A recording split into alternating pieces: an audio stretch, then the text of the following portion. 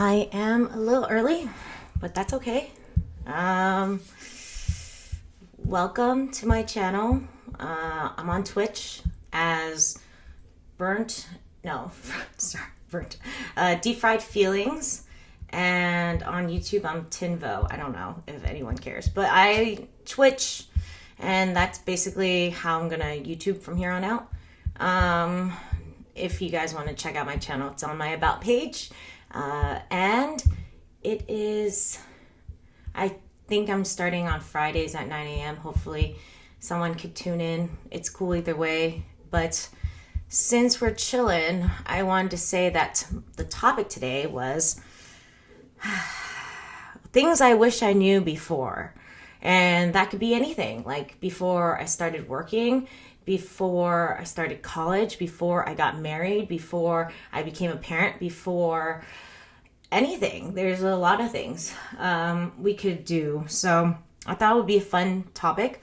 But until then, I have so many things that I wanted to talk about, and I've listed it all out, and might as well talk until someone comes over and clicks on me. Let's see. I had a critique for narcissistic people. It sucks. I think it really sucks to be narcissistic, but it really sucks to be on this other end where you're affected by narcissistic people. To me specifically, I've dated someone that was kind of narcissistic, had tendencies. I don't know if he was full on, but it really burned me. Like, I think I was love bombed, and I've never felt that kind of love before. Like, just to feel like you found the one, and it's a manipulation tactic for sure. But I didn't know that, and I was really young. And I dated him for a little bit. He disrespected me and then discarded me, the cycle. And then that just triggered so many things in me. My abandonment issues, the fact that I felt so loved by somebody and then they discarded me was really painful. I don't think I've ever felt so heartbroken in my life. I think it took me, I had to take a break from dating, which is rare, and I've never been so heartbroken in my life. And I was obsessed with him. I was sad that he moved on. But then now that I'm older, I'm grateful. I feel like I dodged a bullet. I feel like he was put in my life for a reason, maybe to not love him as much anymore. Start loving myself. Start processing what happened. Yeah, it was great in the beginning, but it was a manipulation. So I had limerence. I don't know what the word is, but basically means like you're in love, you're like obsessed. And limerent? I don't know. Sorry. And I was obsessed. And now that I'm older, I can see that it was manipulative. I kind of feel bad for narcissists now. I feel like they are so obsessed with what other people think of them that they're not living in their body. They don't get to feel anything. All they do is think about what other people think of them. And I feel like that's such a sad way to live. So I kind of feel pity for him now, instead of feeling like, oh, he was the one that got away. Like, I feel like I dodged a bullet. I married someone that helps me grow, that I help grow, that doesn't put me down. And I hope that I'm not putting him down. I don't think so. Yeah. Anyways, I'm grateful that I'm not in that relationship. And then I went down a whole rabbit hole about narcissists because I was love bombed again by different narcissists. And I was like obsessed again. And it made me think about myself. It's like such a great way to be self-aware, to like recognize something's going on in you. It doesn't really matter about him. But then there's this fantasy that you're also putting up because he's love bombing you. You think he's the perfect guy, that he would have been the perfect guy. Like sometimes when I escape the hardship of day-to-day living, I think about him. And then I'm like, it's obviously fake. No one's that perfect. And let's see, what else was there? I was watching this video on Buddhism and narcissists, and they were saying there's a reason why they put narcissist in your path, and the reason is to look at yourself. It's not to heal them. It's not to help them on their path. It's not to give to them, because you're going to give and give and give, and they're just going to take and take and take, and they're not going to be self-reflective. So it's not because of that, but it might be because you need to learn to not care about other people's approval, and also learn to defend yourself, and also learn to think, hey, that was really messed up that they did this, or they gaslight me, or or learn more about narcissism and your limerick patterns and your obsession with love, and realize like this is a dopamine high, or an I can't remember the other word, but like another high, and has to do with your body, but you don't have to necessarily love them or be caught up in the love that you're feeling, or that connection that you're feeling. I'm working on it, because I haven't seen this guy in forever, but sometimes if I did, I felt like I had to do more. Like I had to Botox, I had to XYZ, and I don't want to feel like that anymore. I don't want to feel like I have to diet for him, or like be perfect and like live up to this fantasy, and like impress him.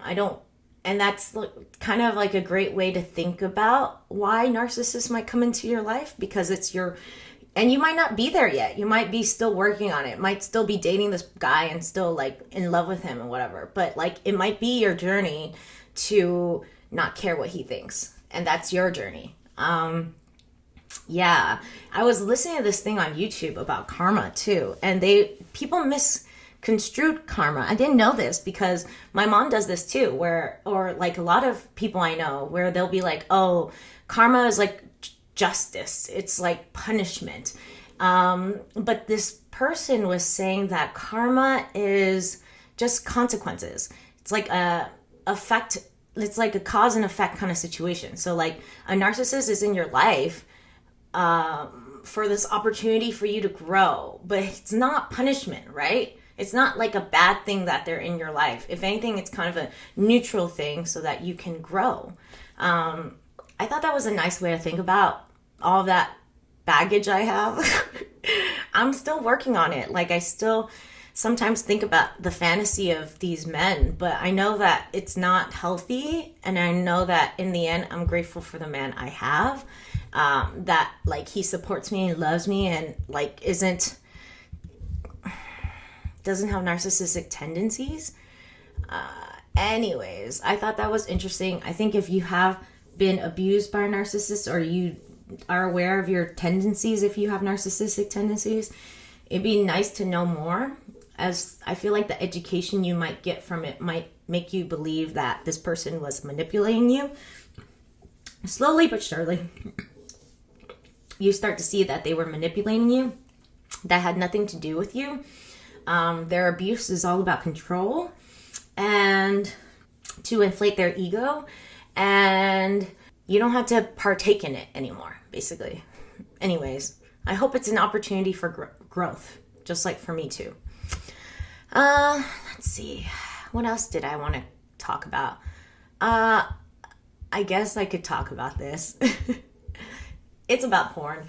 I don't know. I mean, it's not like sexual. It's a critique on pornography and the porn industry. If you have ever watched porn, male porn, like targeted for straight male men, it's like a woodpecker or a jackhammer is like hammering into women. And I feel like that is so much misinformation. I feel like women do not like it hard and fast. Just like in How I Met Your Mother, Sandy Rivers, like she likes it fast and dirty, and that's how Sandy rides. No, we do not like it like that. I don't think most women like it like that. There are so many things about that's wrong. I feel like those men, the director must be a man. And the director, I feel like it's like the blind leading the blind when it comes to pornography, because it's like this man doesn't know what women want, and then they like show men what men might want, but it's not true either. It's like a fantasy. Pornography is a fantasy. It's like men do not last as long as that video. All men last like less than 7 minutes. And then like, I hope, I don't know. I could be wrong. But I'm just saying like most men do not. And then most men's penis length and girth is never that big. And I feel like that makes a lot of men feel inferior, that they don't last as long or they're not that big. But women don't want you to last that long. I'm telling you the secret. Women don't mind that you don't last that long. And honestly, I don't think they want something that like a fist to come into their body. It's like very painful. Yes. Anyways, that is my little issue with pornography. I think I always wanted to put that out there, but yes, never did.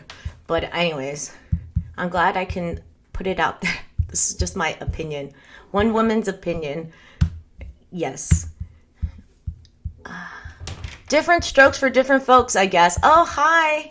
Are you talking about pornography? Are you a man or a woman? Sorry, I just have to ask. And do you believe the porn industry is doing men justice when it comes to, I guess, how they depict what sex should be like? What do you mean focus on the second word? I guess? Or what? The different folks? I mean, we all like different things, that's for sure. I just think that generally, I don't know. I guess can't speak for all women, but I've heard a lot of complaints. And it's hard for women too. I feel like women don't have the tools to talk about that kind of stuff to their partners, you know? It's hard for women to say, hey, I like it like this. Also, I feel like women aren't very exploratory of their bodies because they don't actually get a chance to... Wait, some of it is accurate, I'm sure, but I'm sure a lot of it isn't accurate. You mean porn? Yes. I agree. What was I saying? Yes, I think women are usually shamed into not exploring their bodies in the first place. So they don't even know what they like. And then on top of that, they're trying to talk about what they like to a man. It might be very difficult, especially like during or after. They don't want to hurt men's feelings. But then at that point, it's kind of like, I don't know, it's hard. I feel like they can say it in a nice way if they can also figure out their own body. Maybe they can figure it out together, you know, the couple who's doing it. Let's see. I feel like I know enough women that either have never climaxed or, they like the intimacy, and the connection, but they've never climaxed. And I think that's so sad. But I wouldn't say it's all man's fault. I'm just saying like it's a system we're in. Plus, sometimes women are not brave enough to communicate what they want. That's all I wanted to say.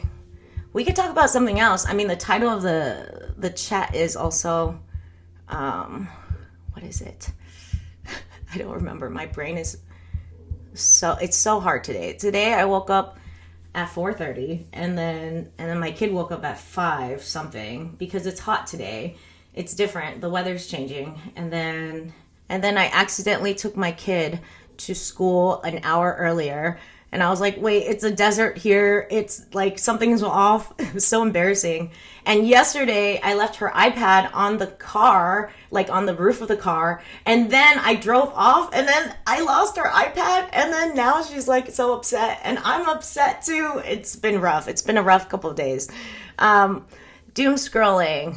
Doom scrolling. Okay. Doom scroll. Oh, that's what it can't be about that doom scrolling anymore. I thought it was a different topic. Anyways, my thing about doom scrolling was that I was sad and I feel like I escape into doom scrolling, but it doesn't make my life better. What about you guys? Do you guys feel the same way? And doom scrolling really pertains to the news, or that's what it's supposed to be. But I think doom scrolling could be going on IG and comparing yourself, or like going on Pinterest and feeling like your house is a mess, or like going on like ThreadUp to buy a bunch of stuff you don't need. Yeah, that's what I think doom scrolling is. Communication is key, 100%. I've always talked it out with my partner, and it always worked. I love that. I feel like communication is such a tricky thing. It's like an art too. It's like you're trying to get them to listen. So you shouldn't do it in a way that like shames them, and there's always going to be some natural shame there. But if you can say like, hey, you're like, I know that you want me to get there too, and I want to make, oh, I know, if I was that person who's like trying to train my partner to do better, I think I would say, let me know what you need. Do you like it when I do this? Do you like it when I do that? Do you want me to go faster? Do you like the pressure? What do you like in bed? And then eventually you can go back to yourself and be like, okay, I think this is what I like in bed, because then I have always done this with any fighting. I'm always like, fuck, I hate being the bigger person, but it's the most effective way to get them to listen. So then I typically listen to them first. And it sucks. I hate it. But I think when you think about fighting, I'm not here to have a screaming match with everyone. I'm not here to just like talk and talk and talk. I'm here to get this person to listen to me. So yes, swallow my pride and fucking just let them talk first, and then be curious about where they're coming from, and then acknowledge it, and then they have to fucking listen to you, because it's a two-way damn street. You know what I'm saying? Okay, let's see. I'm glad that you talked to them. Yes, it's very healthy that you do. I hope I hope to promote that most women can, and if they could, have the courage to talk to their significant others about what they like in bed. Okay, a lot of guys want girls to get there. So communicating what gets you there can certainly make it better for women. I agree. I feel like my husband knows how to get me there. He's learning all these new things because I'm like teaching him new things. And he wants to start a YouTube channel about how he can get a woman off. And I was just like, this is so crazy. Like, first of all, I don't know if you know, maybe if anything, I should start a YouTube channel about how to get women off so that men, but that's again, but also if a man really wants to get a woman off, maybe he should ask too, right? Like, he has an opportunity to be like, hey, like, what would you like in bed? I don't know. It can also be insecurity for men. I hear that, because in and out with the sausage isn't usually enough for women to get there. I hear that, actually really hear that. That is true. I feel like a lot of women, I hear that. Women have, you gotta flick the bean. It really helps. But I think you're right. It can be very insecure to know that your tool isn't enough to get a woman off. There are toys to help with those kind of things. And I think it's also very humbling too. If a man could just be like, you know what, my gift from God is not enough. Even though it is a gift from God. I think it's a funny thing about men too, that they think their penis is always a gift from God. Like, I'm just gonna talk about flashers. I just assume men who flash feel like they're doing women like a service. They're like, hey, you should feel grateful that I'm allowing you to look at my penis. This is a gift from me to you. I don't know for sure, but I always suspect they were like that, because I don't know why you would think we would want to see that, or like, I don't know. What do you get out of that, as a flasher? I'm sorry.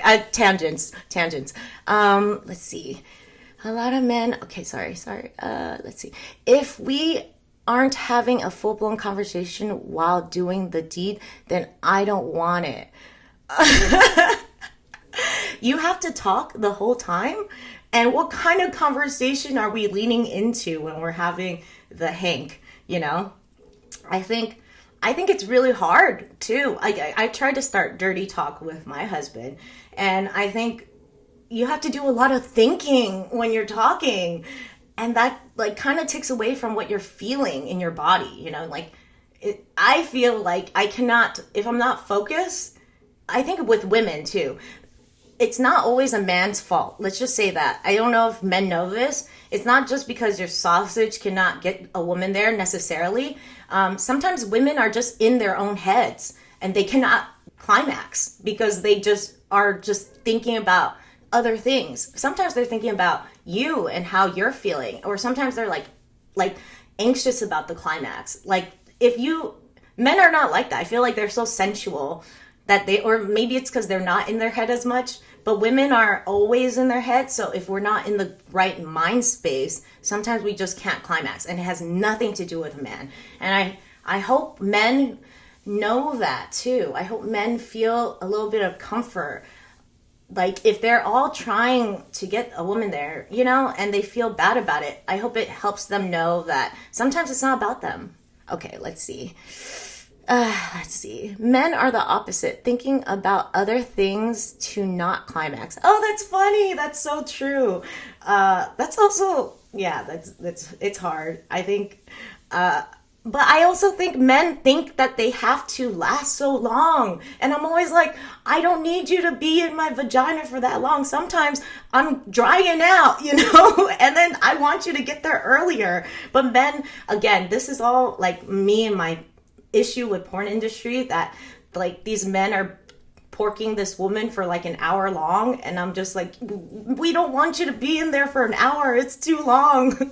Or that's my personal opinion, but I'm like, every woman is different for sure.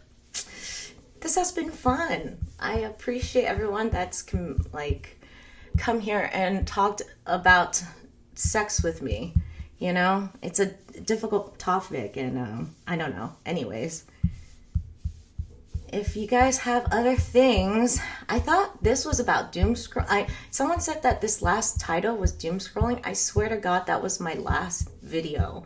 But this one was what I wish people told me before. So it's like, before I became a parent, I wish people told me XYZ. Before I started therapy, I wish people told me XYZ.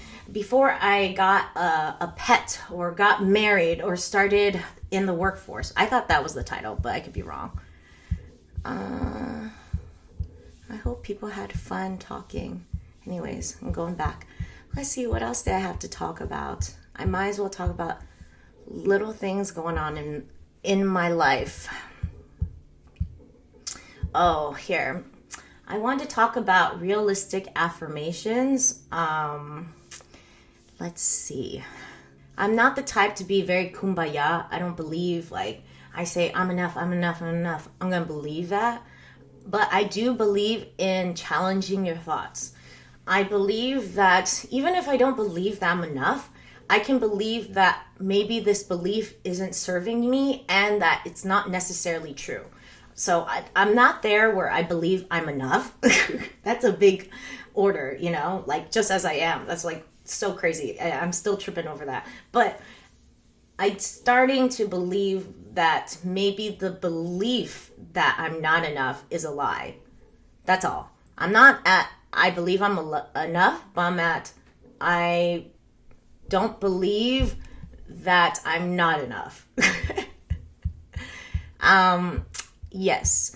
And I've been doing a lot of journaling with that. I feel like if you can systematically talk to yourself about things that you're insecure about, it really helps. I think it's a very realistic way to affirm yourself. So because I'm a stay-at-home mom, I have a lot of issues believing that I'm doing enough. I feel like the world doesn't acknowledge that I do enough. But if I can just acknowledge what I've done throughout the day, I know that I've done enough, and it combats all of this insecurities I have. And it doesn't have to be a stay-at-home mom. You could be like, maybe you don't love your body. You could talk about all the things you do love about your body. And it doesn't have to be physical. It could be like, oh, I love that I can walk today, or I love that I can hear, or I can taste delicious food.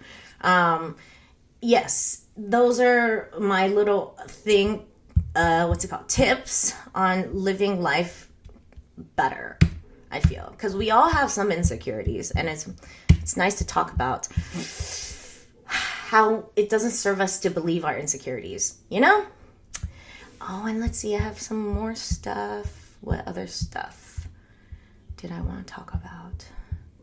I talked about fighting well. That's good. I can drop that now. Here. Sometimes I feel like I self-identify too much. It's called self-stereotyping. And it can be a lot of things. So I had a inferiority complex growing up with being lame and being cool. Like, I was never a part of the cool group. I was obsessed with being a part of the cool group. I was lame. And my story when I was in high school was that I am not accepted into this group. Those people are better than me. They're hotter than me. They get all the guys. They get all the like friends and whatever. And they're rich and da-da-da. They're just better than me. So that was my story. I grew out of that, kind of. I mean, I think I became hotter. I mean, I'm not trying to toot my own horn, but I got hotter.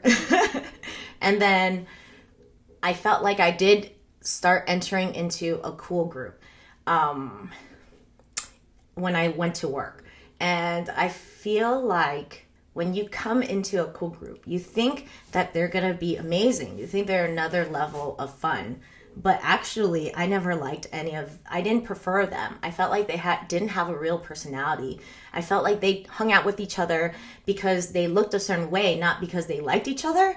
I felt like they only talked about physical stuff, like what they were eating, what they were what protein they were drinking, what like workout routine they were doing. I just didn't like that group. I don't think I belonged there, even though they like let me enter their sphere. So I ended up going back to being kind of like with people I think are genuine, and they didn't have to look a type of way. Sometimes they did look cool, but not always, and I didn't care if they did. But anyways, I have this complex with being cool and being lame, and I feel like we all do this where we just self-identify. Recently, I got a new tattoo. It's a Asian inspired tattoo, whole back, and it's very cool. I feel like it looks really badass. But then I was like, I used to judge myself for either being cool or being lame, but now I'm kind of like, I'm just who I am. Like, if I'm being lame in the moment, then that's just who I am at the moment. If I'm being cool in the moment, then that's just who I am in the moment, and it doesn't have to define me, and I don't need to put myself in this box all the time. And I've done this with overachieving. So I feel like I've been the achiever, the funny one, the performer, the creative one, the nice one, the helper. And then it's put me in a box. Like I have a hard time resting because of these labels I put on myself. And I don't want to, and it's for my ego, these labels, like being the achiever, being the funny one, being the helpful one. But how is that? It's not helpful if I know that I'm doing it and I'm going to resent myself. I'm going to resent the person that I'm helping, or like feeling like I'm always having to perform is exhausting. So I'm taking it back. I'm telling myself these days that I'm not these things. I'm just a person that experiences life. And if I need to rest, I'm going to rest. I'm not a performer. I'm not an achiever. I'm just a person. Yes. Anyways, that was really helpful for me. I hope that was helpful for you. It's called self-stereotyping. I didn't know that was a thing, but I thought it was really cool. I learned it on ChatGPT. What else is there?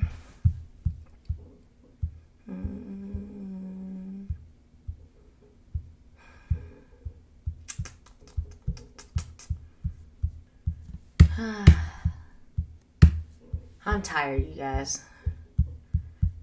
I was grateful people watched me even for a little bit. Thank you for watching. It's helpful. All of it is very helpful. I will get there someday. You know, the other day I was streaming live and no one was watching. And I know a lot of people, I'm sure I was one of these people where it mattered so much if someone was watching. What's the point of doing something if no one's watching? That is such a big question, right? But I think it matters. I think it all matters. It's like the effort is so much more important than the result. It's always so much more important. Why are you doing something? What is your intention? Are you doing it because you're having fun? Hi, welcome. How's it going? It is good. I am Gavin. How are you? This is crazy. I don't see the viewers. It doesn't say, it says 0 still, but you're chatting with me, so it means that you're here. Must be something wrong with the app. I don't know. You're awesome. I love that. What has happened today that made you feel awesome? Is it internal, external? I'd love to hear.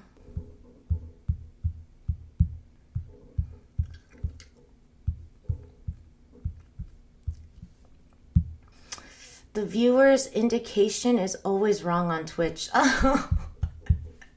That's so funny because I was just talking about how it's 0 and how a lot of people who watch in, or if you're creating, you might feel like, what's the point of doing all of this if no one's watching? But I was talking about how it matters anyways. I mean, I don't know. You're always awesome because why be anything else? Very funny. I like that positive attitude. I do. I really think it's nice. You probably cheer me up when I'm sad, but I have to say that I enjoy being sad. I enjoy when I'm angry. Not enjoy, but like I am a human being and I'm okay with the fact that I got emotions. I think I'm typically always mostly happy, and I like to spin things so that things are happy. Like, I was just thinking about it the other day that I am a love baby. My parents were not married when they had me. I was an accident. The condom broke, my mom told me recently. And I was like, cool. I mean, my whole life I was like, I told people this story and I would say, I'm a winner. Like, I made it. They didn't want me and I still made it. So anyways, that's how I feel about being positive is fun sometimes. Yes. Let's see. I have streamed my fair share. Oh, have you? If you have, can I look you up? Maybe I could look you up. Let's see. I can follow you. Definitely. I just did. Let's see. You just gotta love streaming to do it. I agree. I mean, being positive is my whole reason of existence. Oh, I love that. Actually, I mean, that's not my existence, but I love that that is for you. Like, we are different people. I think we live in a world where we all have to feel like we're agreeing with each other, but that's so crazy. I think everyone has their own values, their own lifestyle, their own problems, their own strengths, and we all should do what's best for us. And if you love being positive and that's your reason for existing, that's great. I think my reason for existing is not the opposite, but like going through the muck and coming out on a better side. And yes, you don't have to find shitty situations to be in to go out from the other side. But sometimes it happens and you can still be good in the end from it. And I think that's my thing for living. And okay, going back to Twitch streaming. It is fun to do. I think what's your reason for streaming? Like, what is your purpose? What do you think you're contributing to the world when you stream? I feel like that's a great question. My answer for that is, while you're typing it away, if you're still even here, because it still says 0, my answer for that is that I believe I have a lot of soul. I think it's like the art of living. I feel like I can make things better. I feel like I'm creative. I feel like I have, and it's okay to be sad and in the moment and acknowledge our feelings as well. I think I don't know. I feel like there's so much to share specifically in that. I don't know how to explain it better, but that's how I feel about my life. Like, I can bring a lot of happiness to people, and I hope that online I can do it too. I hope so. Currently, I haven't streamed in some months. Cool. I mean, sometimes we need to take a break anyways. And it also doesn't have to define us. Like, I used to be on YouTube and I felt like I had to do once a week. And I was like, that's ridiculous. And I'm like, I have a life and sometimes life doesn't work out the way you want it to. Plus, like, I don't know. You should always incorporate yourself into your plans. That's how I'm thinking about my rules now, because I make a lot of rules. about running, about exercise, about eating right, about whatever. But if you're not listening to your body, like if it's tired, then it's not, what's the point of all your rules, you know? So I always say to myself now that I have to incorporate myself into my plans. And sometimes that means that it doesn't go with according to plan. Anyways, currently I will start streaming studying electronics because I'm so bored by the subject. So that if someone's on talking to you, it'll help you motivate you to study electronics. Is this your major? I'm curious. Bringing happiness to people is the most noble goal of all. I agree. Totally feel you. Thank you. I think it is a very noble goal. I would love to see what your streaming is about. We all try to chase happiness a lot, and I think there's something to it. We all need a little bit more happy. A lot of people are so unhappy, and I feel like we all chase the wrong things to be happy. I think there's so many things that are free that can make us happy, and it's either too scary to do those things, or we are just, we're all a product of society's money-making machine. So sometimes I feel like we all strive to be successful or beautiful or have the biggest house or the nicest car. But the most important things to happiness is connection. And sometimes that also means swallowing your pride and like talking to someone about your problems, being vulnerable. All those things are free. Or even finding hobbies you like doing something just because you enjoy doing it. I feel like most Americans just work and work and work. And it's not our fault. I mean, we have inflation and most people are living paycheck to paycheck. But I mean, can you imagine? Like, I don't think a lot of Americans, I would say, I don't know for sure. I'm just throwing out a number. Like 75% of Americans do not have a hobby. They don't know what they want to do. And they have this dream that once they retire, they can do their hobbies and finally live their life. But I'm just like, if you already don't know what you want to do once you retire, most people die after they retire because they don't know what they want to do. And then they start panicking. Okay, sorry. Going back. Let me read your stuff. Let's see. Yeah, also take my mind off of some stuff. So, yeah, streaming could do that. I hear that. I got a job at the military. Oh, congratulations! As an electric engineer, which I have studied. Okay, I just don't remember anything. So you have to study again for your work. I see. How do you like the military? Fuck money. It's bound to fail. Yeah, money is tough. No hobbies, what? I do have hobbies. I mean, this is kind of a hobby, right? Because I'm not getting paid for it, so it's definitely a hobby. But I don't think a lot of Americans have hobbies. Do you have a hobby? I mean, are you also American too? Both questions. I also make games for fun, so that's my passion. What kind of games? Like how in How I Met Your Mother, Marshall makes games, kind of like board games? Or what do you make?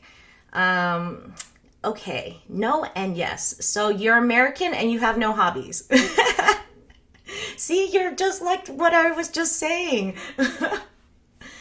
If you did have free time, do you know what you would want to do? Oh, the opposite. Okay, so you're not American and you have hobbies. Well, then that might also work for me because I was just talking about how Americans work and work and work. But maybe if you're not American, you're just justifying my theory that you have hobbies. Are you European? I feel like European people really have hobbies. So getting prepared now. I have not started yet. They told me they will call in September. Congratulations, though. It's fun. I'm excited for you to start this new transition into your life.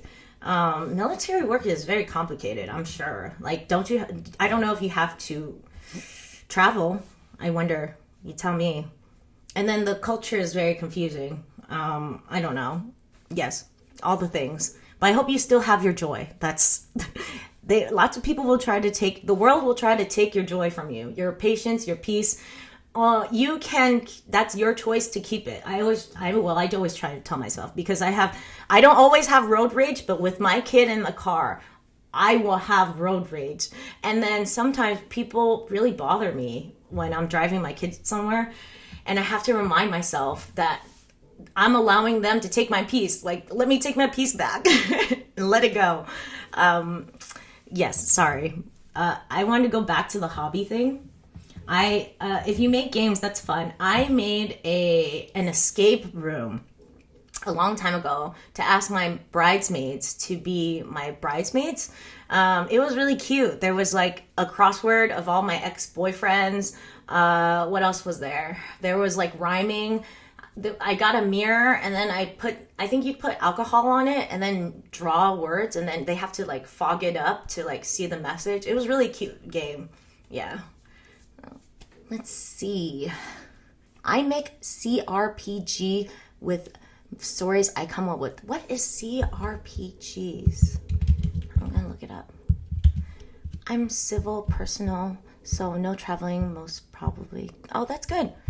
I hope it's not excessively complicated. I hope so too. Classic RPGs. You make like video games? You make stories for the video games. That's cool. Do you sell it? Or it's just a hobby? I mean, I've also made some fan fiction. So I made Bluey fan fiction. But it is, let's see. It was about Bluey when she's older and like dating a bunch of the guys in the show. I loved it though. People seem to like it too, and got like 15,000 views on YouTube. Thank you. Let's see. I come up with stories that I then turn them into games. I've made crossword puzzles. I have a number of published crossword puzzles on the internet. That is so cool. You must be really good with your words. I am not. I'm actually dyslexic, and I have, what is the word? It's like you know how to say the word in your head, but then you can't say it in your mouth. Like something about the mechanics, it doesn't correlate well. I have both of those, so that's a double whammy. And so it's hard for me to enjoy using vocabulary. Sometimes I worry that I'm using the wrong word. I try my best, but sometimes I think I'm not using the word in the right way. Nowadays, crossword creation is more of a technical endeavor. Okay. I have a little hobby. I'm making a vampire fantasy romance erotic book, and I'm using ChatGPT actually to help me write it and make the illustration. It's been really fun. I'm very excited for it. Let's see. If it's a technical endeavor, is it fun to do?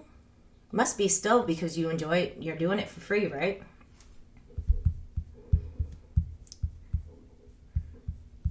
Also, we could talk about other stuff too. I'm down.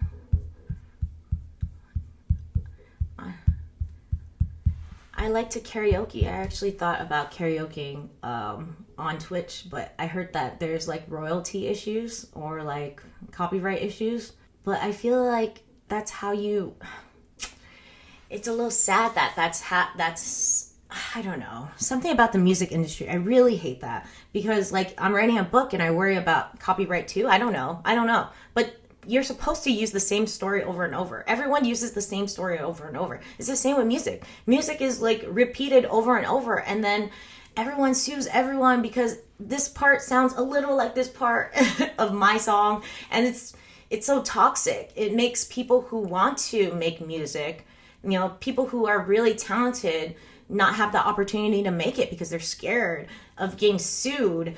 And also, how toxic are you to like say like this belongs to me when you probably stole stuff too, you remix stuff. You're inspired by people. So why would you say that this only belongs to you? You're already making so much money. I'm just saying. I feel like people who like all these big artists that sue, it's so toxic to the whole, yeah. Freedom is the final stage. Yeah. Okay. Oh, have I tried AI music? I have not. You should Do I ask ChatGPT to make something for me? How does it work? Have you done that? Let's see. Freedom is the final stage. That is an interesting thing. I actually don't know if I believe in that. I believe in the right to say your opinion, or the right of speech, but I also think because of the fake news out there, all this misinformation, I feel like we do need to do people a service. At least anyone that's on top, the 1%, like news and like the social media platforms have a responsibility to people to make sure that people know that this is either an opinion or that this is not real, or because people don't know what's real and not real anymore. Actually, I think it's in Finland, they're teaching kids to spot a fake news or what's real, and it's so cool. I wish I lived in Finland or the Nordic countries. And anyways, I'm taking that idea and I'm going to run with it with my kid. I feel like my kid would need to know these kind of things and also like narcissists. They need to know how to deal with narcissists, and people like that, growing up. I don't want them to be taken advantage of. Anyways, I don't know about ChatGPT supports it, but there are other sites, freedom or servitude, nothing in between. What does this mean? I'm going to Google that. Freedom or servitude. The choice between freedom and servitude is a fundamental one, with freedom generally understood as the state of being free, while servitude is the condition of being enslaved or subjected to another's authority. That got deep. Everyone will be either free or slaves. Ooh, interesting. I mean, have you guys seen WALL-E? I feel like I think we're all going to be consumers, and that's it, because like the AI is taking over everything. What's the point of having a job anymore? If anything, we could just consume. I feel like that was a very interesting futuristic plot line. Let's see. Could you elaborate? Yes. Freedom is the final stage. Okay. Are we going to be all free or slaves? I feel like in some ways we are already slaves. Do you not agree? Like, we all have to work. And I feel like a lot of the companies take advantage of us, especially now that times are harder. And yes, I feel like sometimes we're all slaves to big businesses. What do you guys think? I think freedom can be tough. I think there's always some rules to freedom. Like, you can't just bang anyone you want to. You can't just basically rape everyone, right? There should be some guidelines to freedom. But I think freedom is... I think a lot of people are actually always trying to be a good person. I think most people are trying to be good people. They're not trying to rape you, but I think sometimes we are so limited in our own minds that we're not free, even though we're technically free. Like, it took me so long to decide to do this entertainment thing, to be on Twitch, to be on YouTube, to write a novel, to just grow in this way, because I thought I was hurting my family. I grew up Asian, and they all believe you should either be an engineer, lawyer, or doctor. And so if I did take a different path, I was hurting them. But that's not true, is it? Basically, I'm at this point with freedom where I'm like, if it makes you happy and it's pretty healthy-ish, or it doesn't have to be healthy, but it's not hurting you or someone else, I think you should go for it. I think you should completely go for it. If it doesn't hurt you and it doesn't hurt other people, who cares what other people think about your life, basically? I think that's freedom. Okay, servitude needs to continuously update itself. Freedom is a state that once achieved cannot be taken back. Freedom means absolute human decency, of course. I mean, we can't be completely free yet. Okay. Freedom is a state that once achieved cannot be taken back. I don't even know if that's true. Okay, here. I think if your mind is getting more and more free, as you grow spiritually, emotionally, mentally, whatever, as you grow, I think you can never take that back. But then, let's say, like, okay, internment camps or, Jewish concentration camps, Viktor Frankl, they like took away all of his freedom, but he had the freedom to choose if he, how he's going to make meaning out of it, if he was going to make meaning out of it. If, they couldn't take away the things in his mind. I think that is for sure the only freedoms that can really stay with you. Because anything can change. Like, I don't know if I feel safe in America, I don't know if freedom is... Anyways, I digress. Freedom can be a paradox, as you suggested. You can't have both the freedom to do something to someone else and the freedom for them to not let you do that. Yes, I hear that. See, that's where boundaries come in, baby. That's another kind of freedom as well, yeah. But we have to not lose the goal in our minds. Yes, I agree. I feel like everyone should aspire to try to educate themselves, try to become better, emotionally, physically, and also believe that they don't deserve abuse and all this stuff, emotional, physical, just abuse in general. I forgot what I was going to say. I was going to say, we could talk about guns. I have a daughter. She's young. She's just starting school. I'm worried about gun control in America. I'm like, once a week, someone's killing somebody at a school. And I don't know. There's the freedom to have guns, right? But it's kind of crazy because I hear that some of these people are responsible owners. And I hear that, but still, even if they are responsible owners, a lot of people are not. And there's no regulation. And anyone could get a gun, even people who have mental health issues. America is the only country that seems to have a lot of mass shootings. I agree. I hate it. I hate it here. I'm always terrified. Honestly, I told my husband that I would be so angry if my daughter died from a gun shooting that I would try to, I'm not going to do this. I swear to God. I swear. But, we were talking about it and I would shoot up the NRA. But then he said that people have already done this and now they just have a lot of security. So you couldn't even do anything, even if you did shoot up the NRA. So he said the best, most effective way to do anything is to, join a nonprofit, lobby, and try to change laws and all that stuff. Devote your life. If you're going to use that anger, devote your life to changing the laws and all this stuff. Anyways, yes, I am proud to be from America. Yes. Having guns is not freedom, it's fear. Yeah.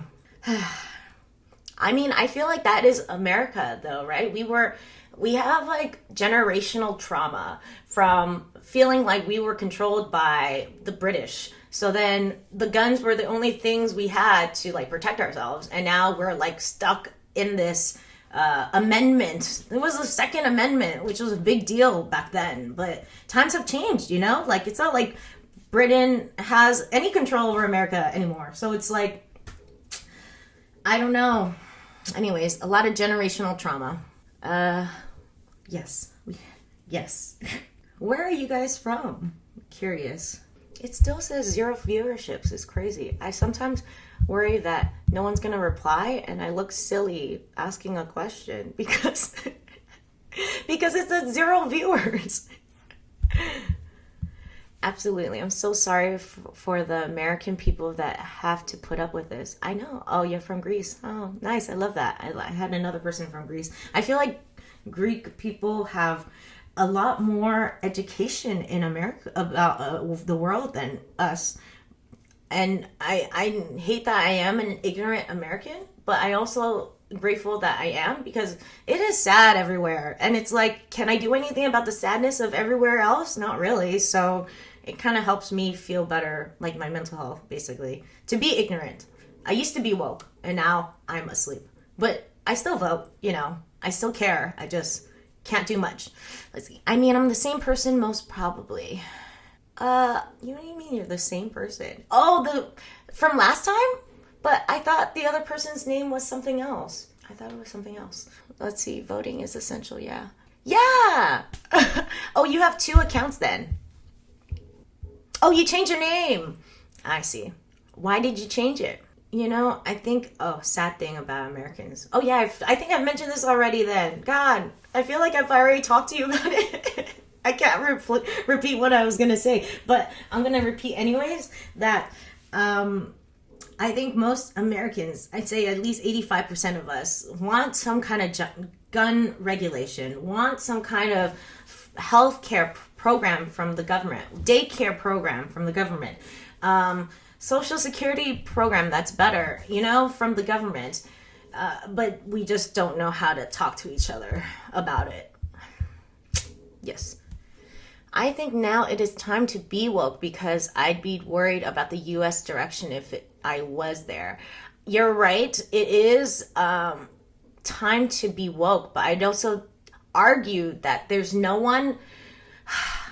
If you can only vote for 2 people on the ballot, and you don't like any of them because they're all part of the establishment, it's hard to still stay woke because it feels like you don't really have anyone that's courageous enough or has the capacity to be on the left. And there's not enough of them who, politicians on the left that we can vote in. Most people are either moderate. Most Democrats are moderate. And then there's all the people on the right. So I just think it's hard. It's just a complicated time. I'm still educated. I still know what I believe in. If I'm voting, I will look into it at that time. But other than that, I have other fish to fry. I think most Americans are not educated not even at that capacity, And if anything, they try to be woke. I think the right really try to be woke. A lot of people I know listen to the news all the time, but they're listening to the wrong news. They're listening to News Nation or QAnon or Fox News. Fox News is the biggest news outlet that everyone watches, and it's, propaganda. Anyways, because light kind was kinda too serious. Cosmic Kokiri. What does that mean? I want to know. I see. You don't want to be too serious, which is fair. I too do not want to be too serious. I am tired of the seriousness, Sometimes it's fun to just have fun. I feel like, we're always so serious. It can be tough. Serious to outer space Zelda. The decision is easy. Make the vote that will result in the best outcome. Okay, but if both outcomes are not so easy, I voted for not Trump, okay? But it's still, I knew there still would not be change. Just the same with Biden. I felt like there was not going to be change in the system. The inequality gap is only getting worse. Inflation is awful, we can't buy a home. Student loans are high. What else can I say? Gun control is not. But I just feel like you're right. I didn't vote for the orange guy, but America has spoken. There's nothing I can do. I kind of knew it was going to go that way. I have my father-in-law is independent, so he voted for Trump the first time. He voted for Biden the next time, and then he voted for Trump the next time. When he told me he was voting for Trump, I kind of figured he'd win. It's really all about the independent vote anyways. Kokiri is a tribe in Zelda. I see.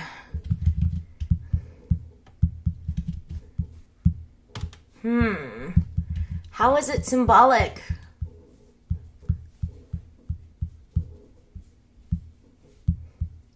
Children of the forest, huh?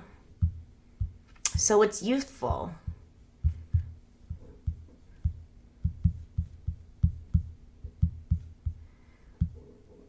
When there's such a stalemate, things do tend to get unstable.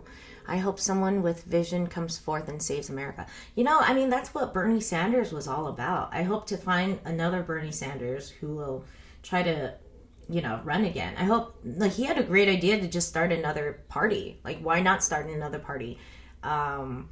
Democrats are not really for the people anymore, right? So, like, I think they're different. The left is different from moderate Democrats. So I think a different party would be essential to not being kicked out of the DMC.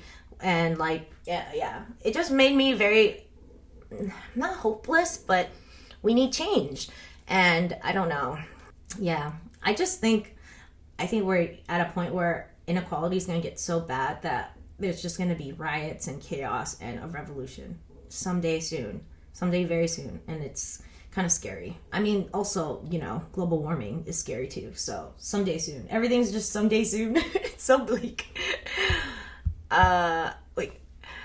Bernie Sanders is very old, unfortunately. 100%. He's really old. So sad. I love him though. I had a photo of him actually on my display for the longest time. He's so cute. He's like, I'm number one fan. I think someone young needs to appear. I agree. I think, actually, did you know that if you take Ozempic, which is a pharmacy drug, I don't know what it was for. I can't remember, but now it's a weight loss drug, and I think Trump is taking it, and it makes you like diarrhea. I think he wears diapers. Can you imagine the president of the United States is like in diapers? Different times, man. I feel like the only way out of the U.S. direction is going to be blood and tears. Hey, me too. I have the same thing. Originally for diabetics. Yes, thank you. Diapers would suit him. Yes. I wish he would, get older and just, but whatever. His time will come and I'll have a party for him, a death party for him when he does end up croaking. Yeah, I don't know why. We have all these older people who are trying to be president. I think it's silly. I don't know why we're at this time. Funeral. Young blood would be nice. But I feel like I don't know if it's very similar, but I would say it's kind of similar to Hollywood, and our movies are so bad these days. They don't make movies anymore. They make remakes. And it's so shitty. And I feel like you're just trying to go for the safe bet. Like, even in politics, you're going with the safe bet as opposed to being like Trump, like going for someone that is out on the other side. That's outrageous. So then if you go for the safe bet as Democrats, I feel like obviously you're going to lose because no one really cares about the safe bet. No one feels passionately about the safe bet. No one wants to vote for the safe bet. And then they have people on the right who are devoted fans that is like a freaking cult for Trump. So he was going to win. Landslide. I don't know. Actually, I've never seen the Minecraft movie. Have you? I mean, it's kind of a safe bet just because you think people will watch it. I wouldn't say I mean, did it do well? I gots to know now. I haven't played Minecraft either, but a lot of people do, right? So that's why it's a popular movie. They're just trying so hard to make movies that are safe. Oh my god, I got a 48% on Rotten Tomatoes. That's so shitty.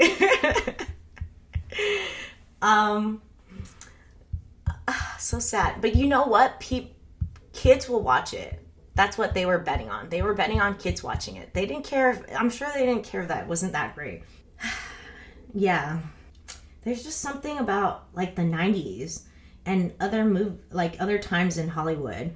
And I know it has to do with money. Like the movie industry, the theaters are like deserted. There's no one in them. They are not making enough money, so they have to go with the safe bet. And I get that. I don't know. It's just a different time, and it's boring, and it sucks. Actually, I was watching Everything, Everywhere, All at Once. Have you guys seen that movie? Oh, it's beautiful. But it's kind of a remake too. Everywhere, All at Once. It's kind of like what is it? The Matrix, right? It's a beautiful movie, though. I highly recommend it. I think it was an indie movie. Was it? I don't know. I could be wrong. Oh, such a good movie. I think those guys were tripping on acid, though, for sure.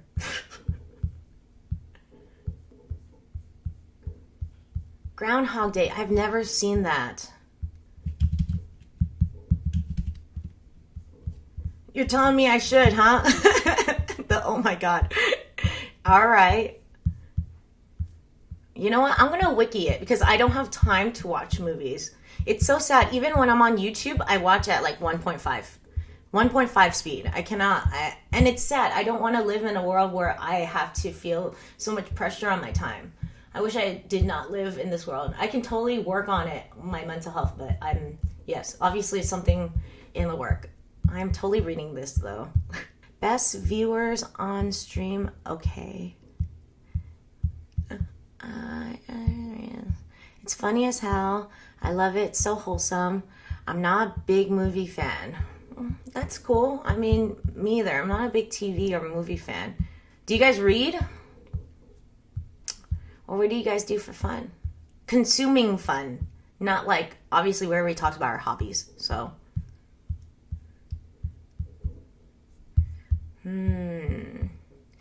There's this one movie that I really liked. I like those noir movies. Memento? I think that was what it's called. It was a great movie. Yes! It took me a while to realize it was like going in backwards, but it was so good. I had to rewatch it just because I was like, what's going on?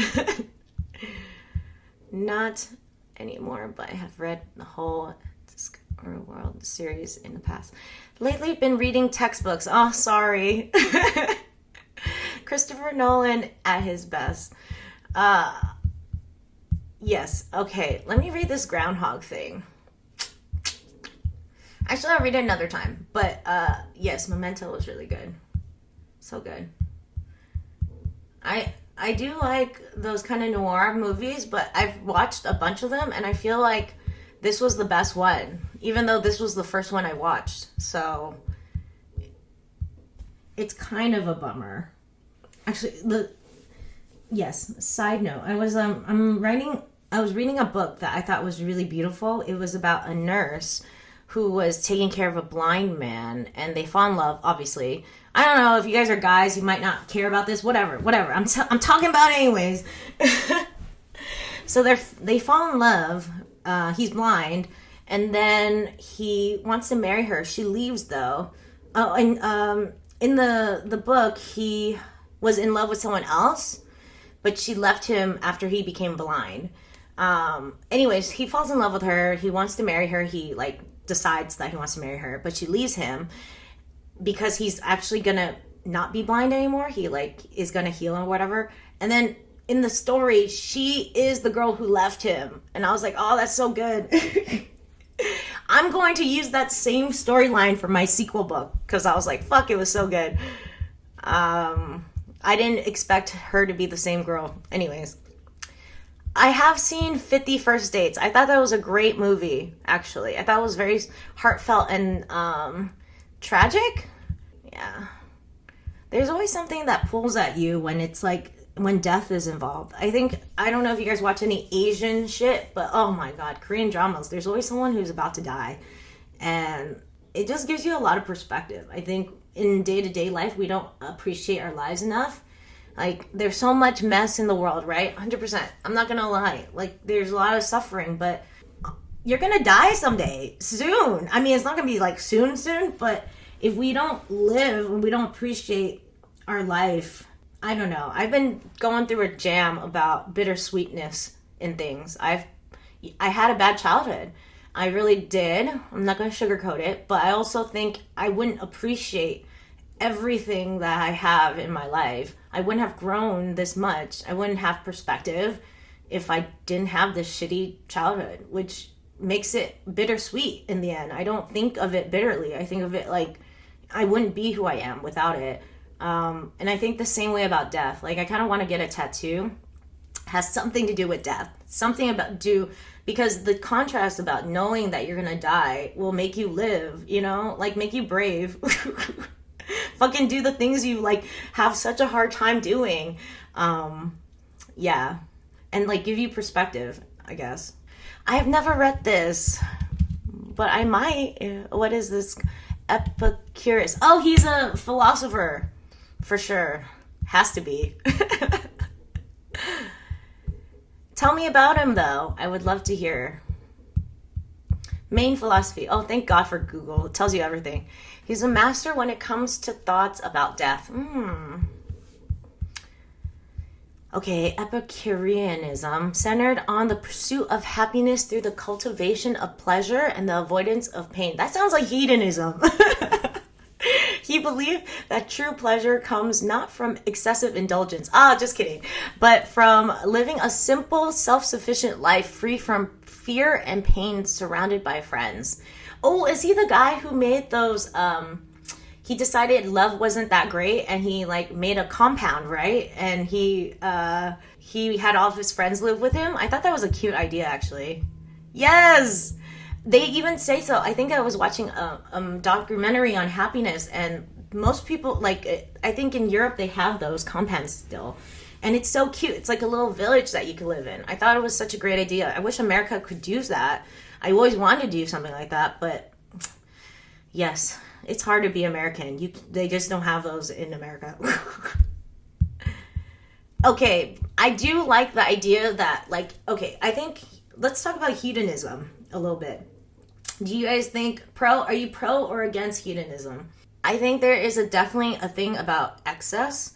It becomes addiction, right? Anything can be addictive, but I think a little bit of hedonism is essential for living. Like, what's the point of life if you don't have a little bit of hedonism? What's the point of not enjoying chocolate or not enjoying whatever that you like without, you know? Anyways, that's my take. I don't think you should extend yourself and become addicted, escape your life.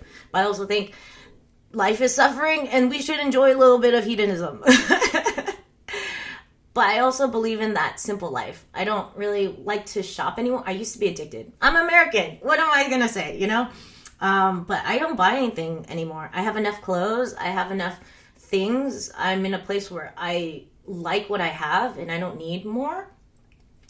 And I like the idea of a simple life. I used to believe that you had to go travel the whole world. You have to, and I've been a lot of places in Asia and Europe. I've been very fortunate to go to all these places.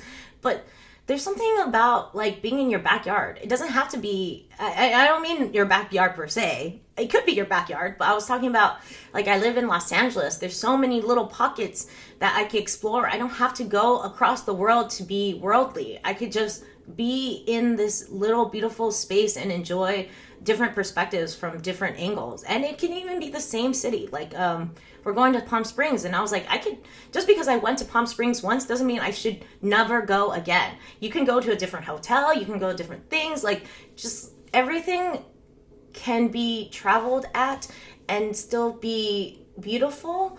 I think it's all about your perspective. You don't have to have big things all the time. The biggest car, the biggest, like, plane ride or whatever. You're not worldly just because you went around the world. I know that for sure because Chinese people. I'm Vietnamese. Let me tell you about this. I'll read the rest after, but it's so funny. Freaking, if you go on a Chinese tour, I went to New York on a tour, Boston, whatever. It was like all over New York and Toronto. And then, you know where they eat? They fucking eat at a Chinese restaurant every night. It's so annoying. I was like, why do we go travel if you're always going to eat the same food that you already know? See, that's what I feel about worldly. People say they go to these places just to take the photo so that they could tell their friends and show their friends that they went there and da-da-da-da-da. But did they actually experience the culture? Did they understand what's different about the life there? Did they see, like... When I went to Europe, I was like, oh, there's so many different things here that is so beautiful that I want to take into my own life. I think that is worldly. I think that's why you travel.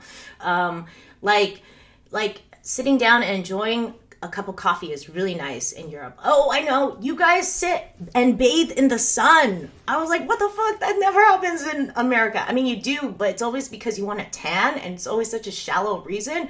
But I've seen you guys bathe in the sun, and it's so beautiful. I just like, it's just like little things like that. It's just, and then you guys take afternoons off. It's just like, your life is not your work. And there's so many beautiful things about traveling in general. Like in Asia too, there's lovely things about their lifestyle, and that's what you should, I think that's why you should travel. Anyways, I'm all angry.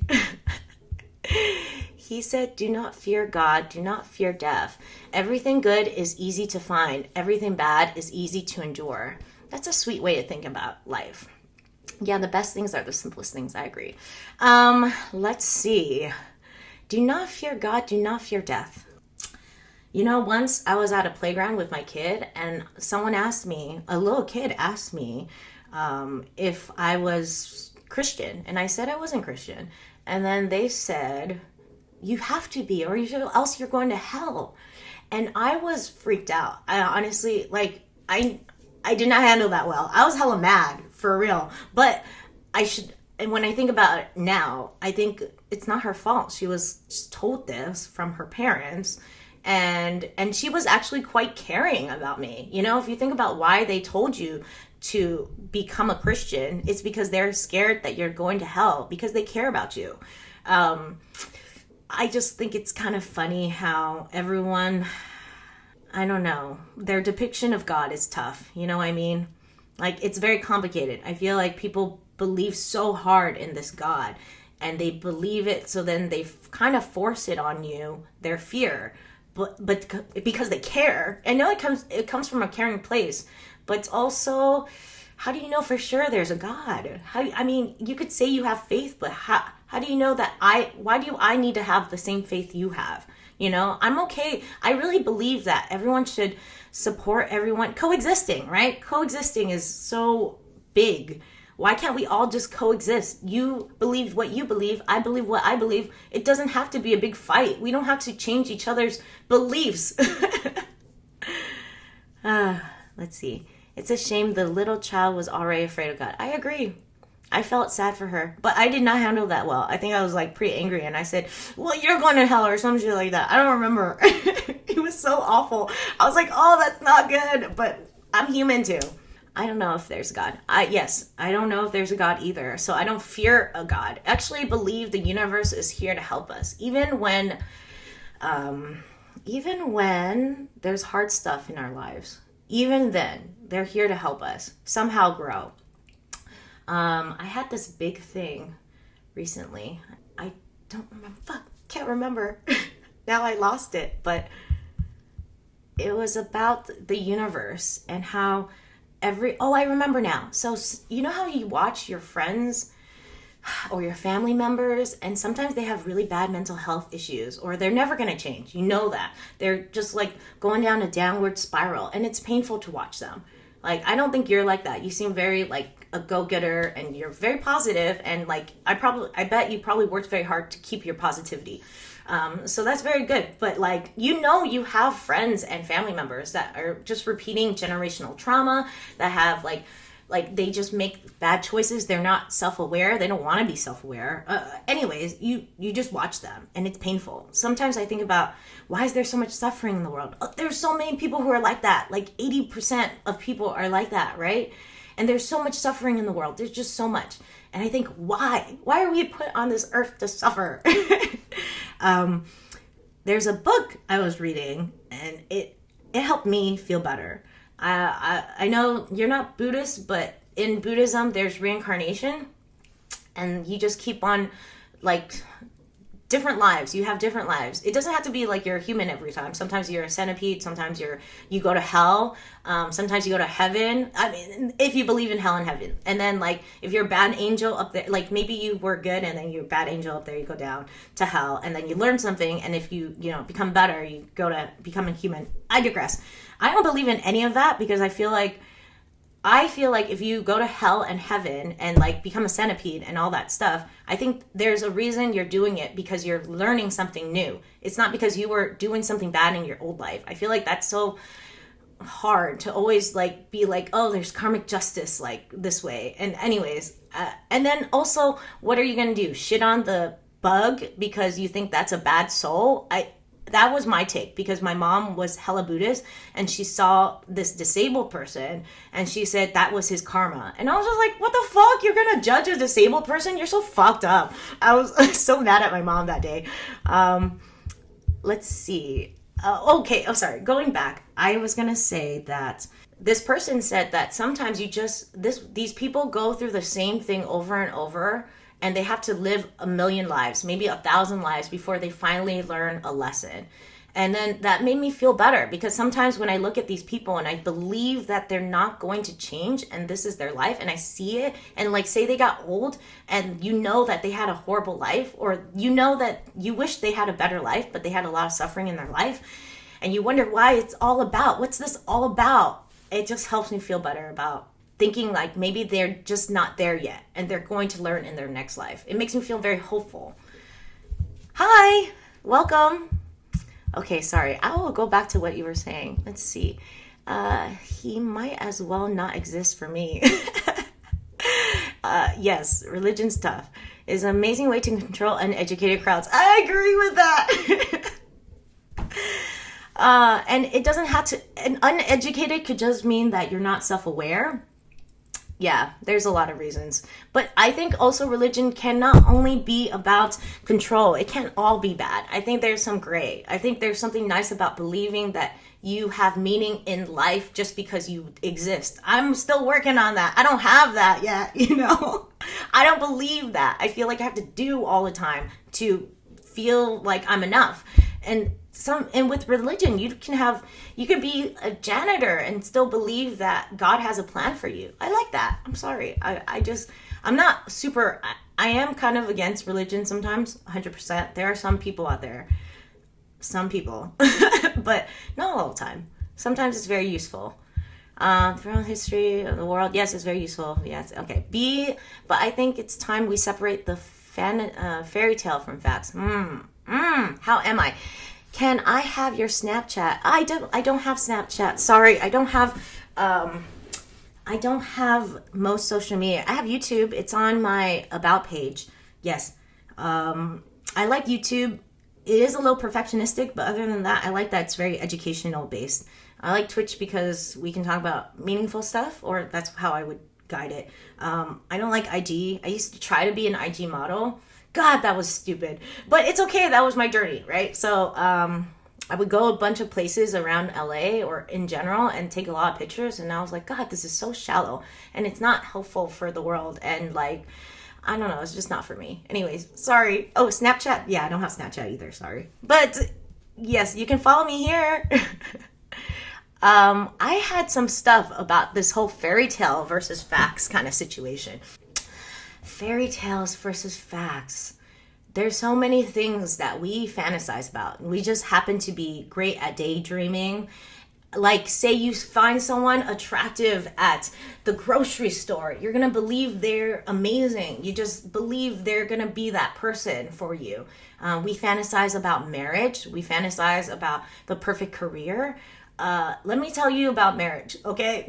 Because there's no such thing as perfect, and love is work. Love is not easy. And I think the most important kinds of love is never going to be easy. I think that's true love, when it's not easy to love somebody, and you still do. But I think that's why I have a better marriage, or I'm grateful for the marriage I have, because I can say that I worked hard on it, you know? I had to be the bigger person sometimes. I had to let things go. We all went to therapy.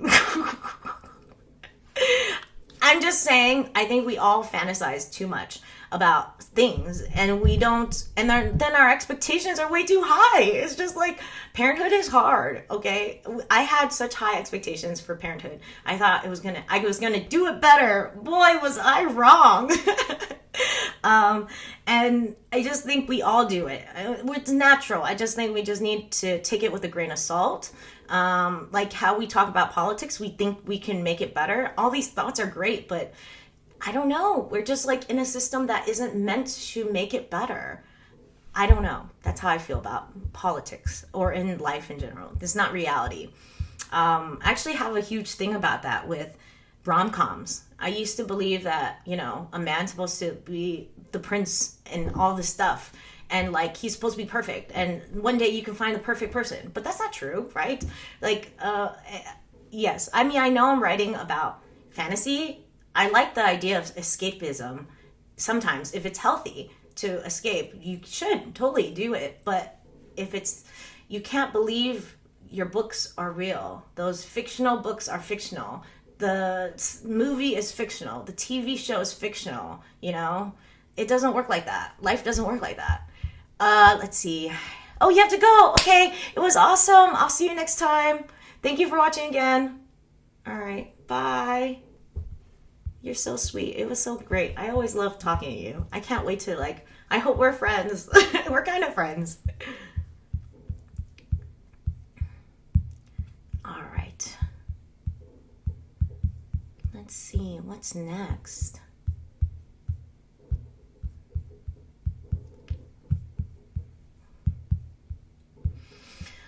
We're going to take a little break because I've been talking your ear off. And I will think of something new, but until then, I'm just going to drink my water and take a break.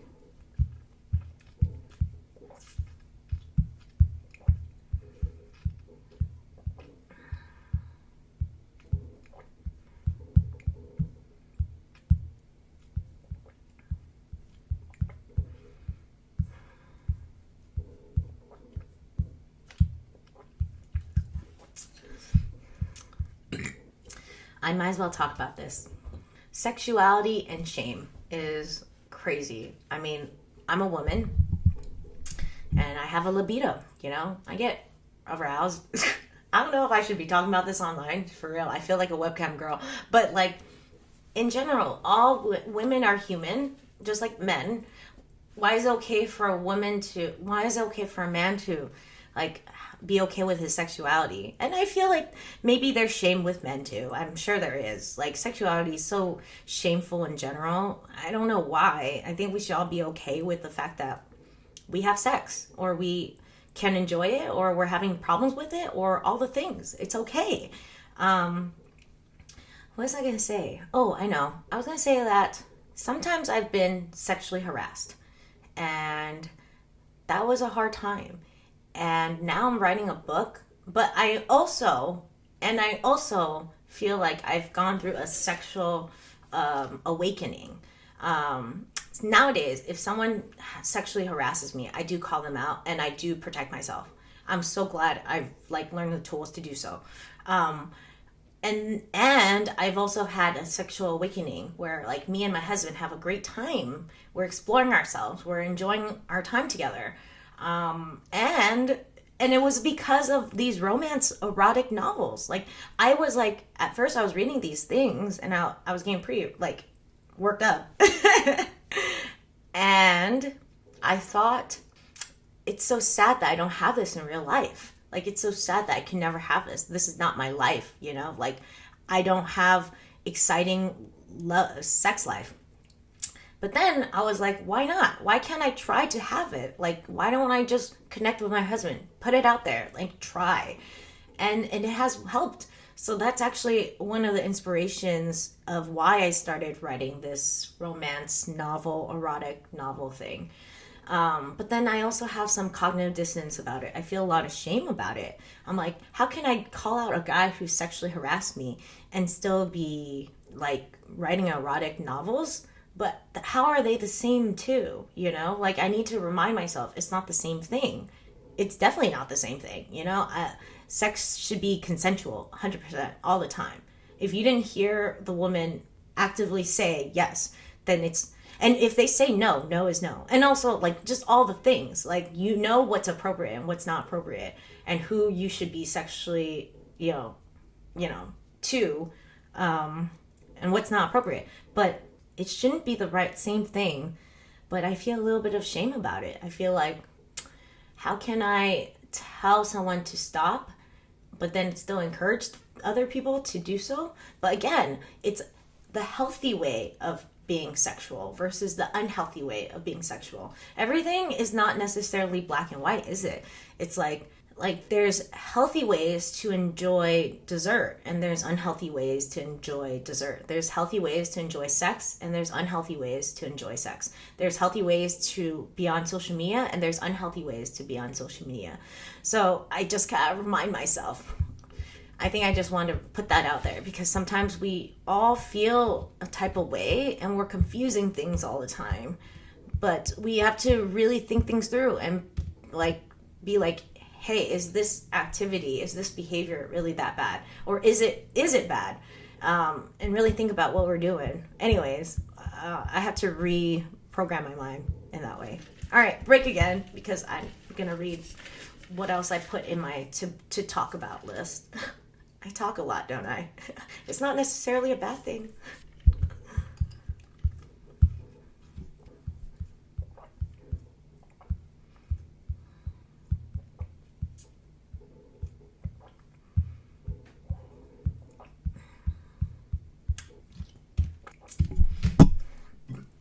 Okay, some other things.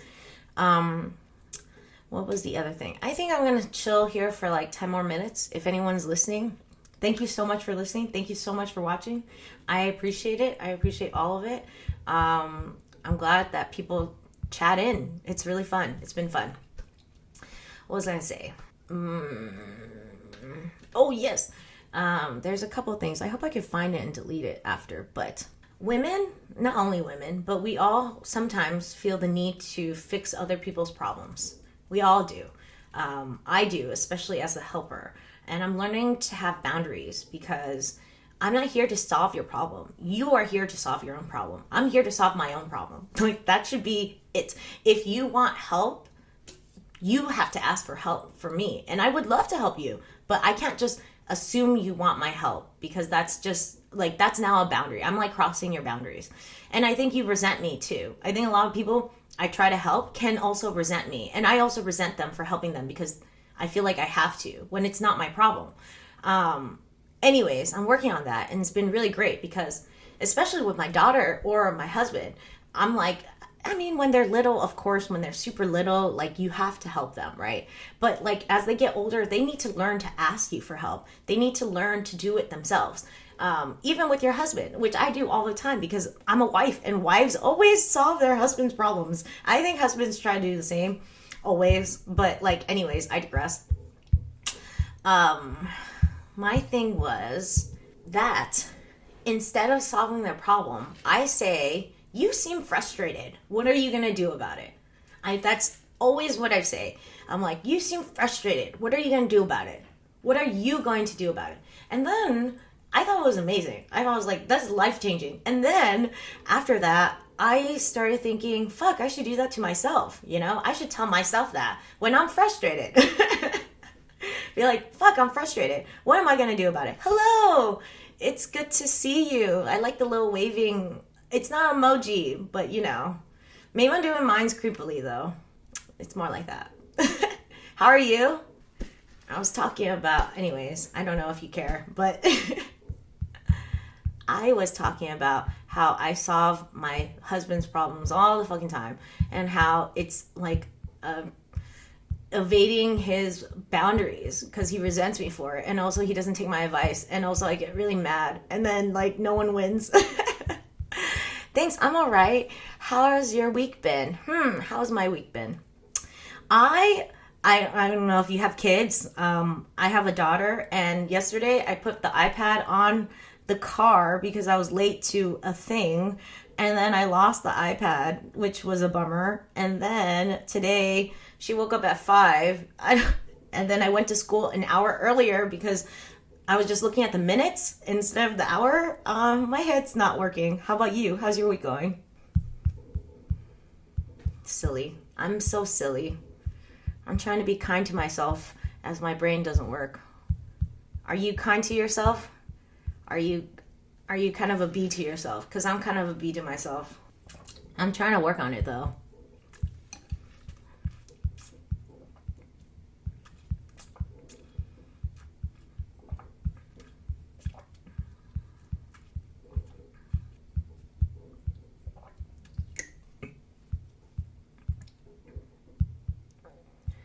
Let's see. Da, da, da, da, da. Oof, it happens sometimes. I've been chill. Weather has been warming up, making me sleepy. Yeah, I do my best to not punish myself for messing up. That's good. I love that. I always try to say it's silly and it's okay. It's just money and we'll make more money and like life happens. But still, I feel a lot of pain. I feel bad, you know? But it's okay. Again, it's life.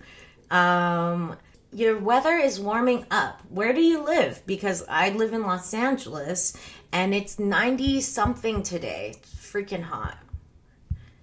I actually like this weather. I like wearing nothing.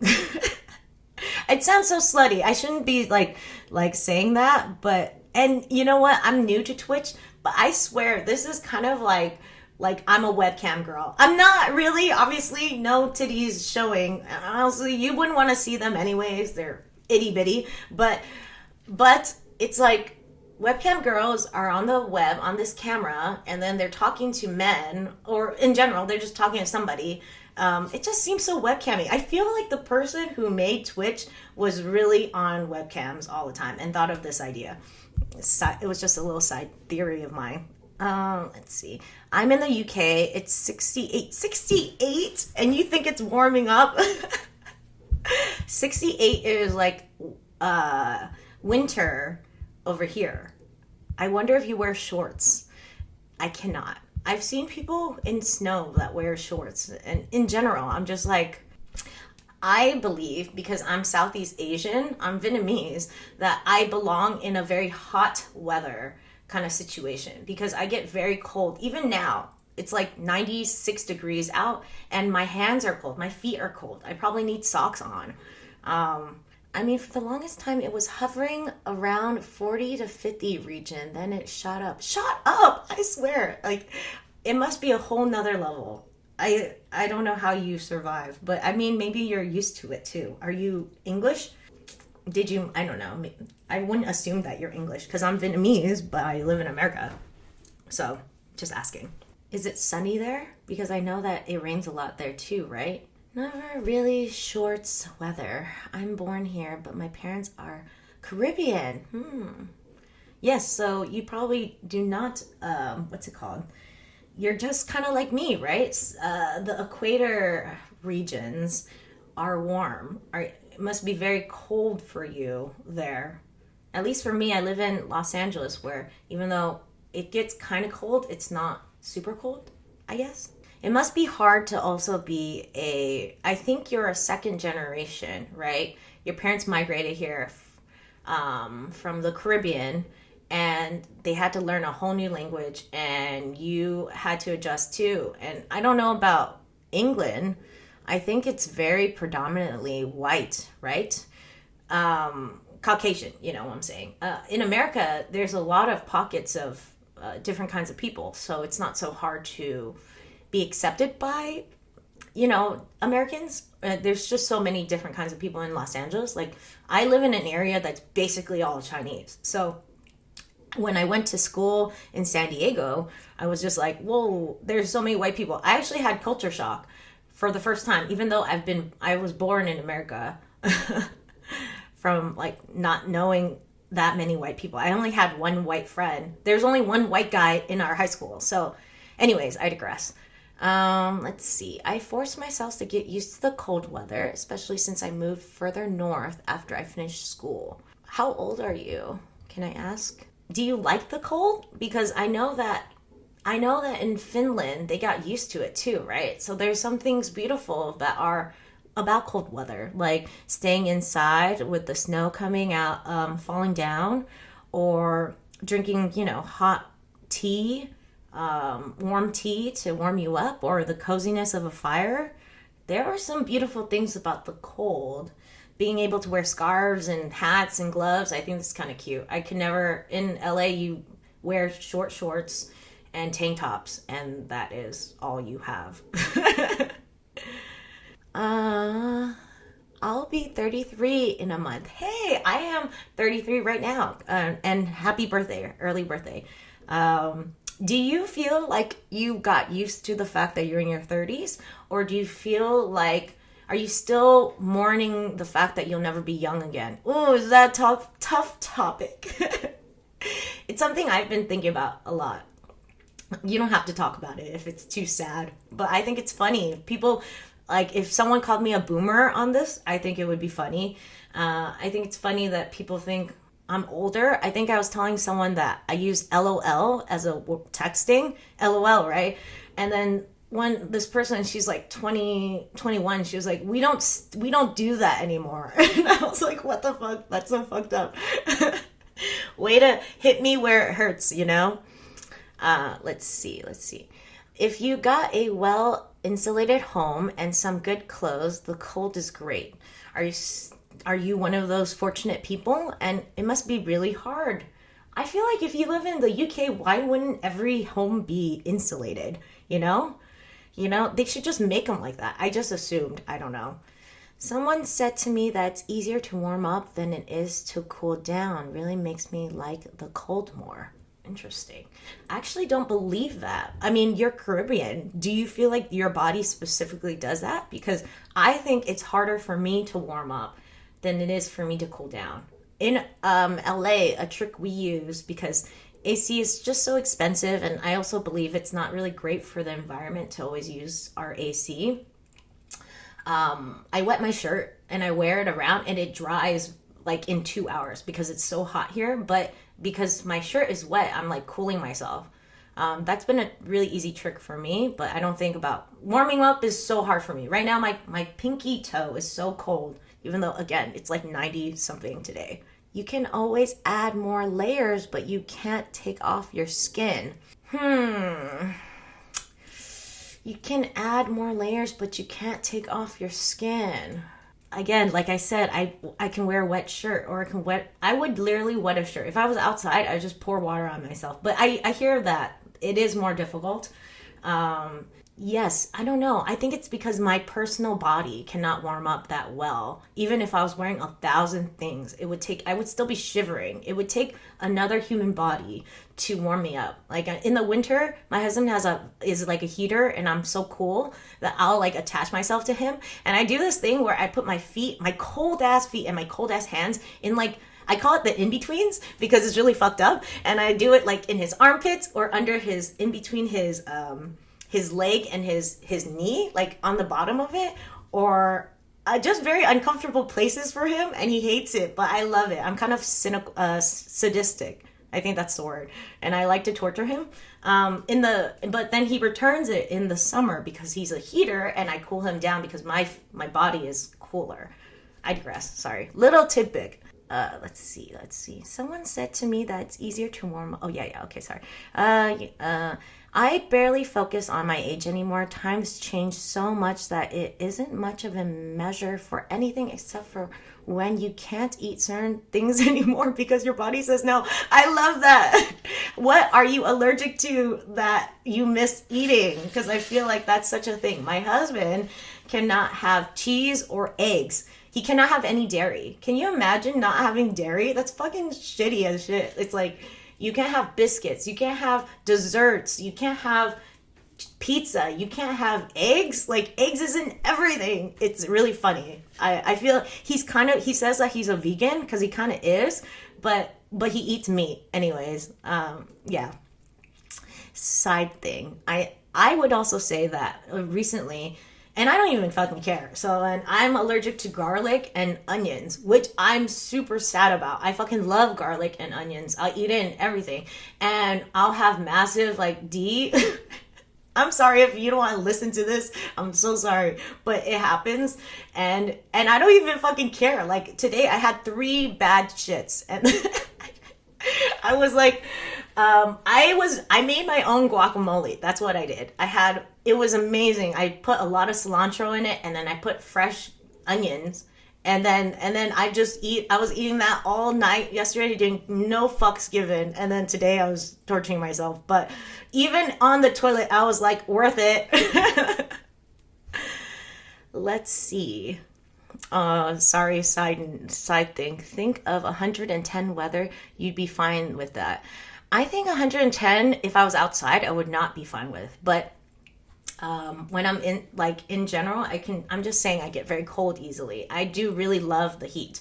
I love swimming. There's just something beautiful about being able to swim. I love swimming. I like ice cream. I like, what is it about the heat?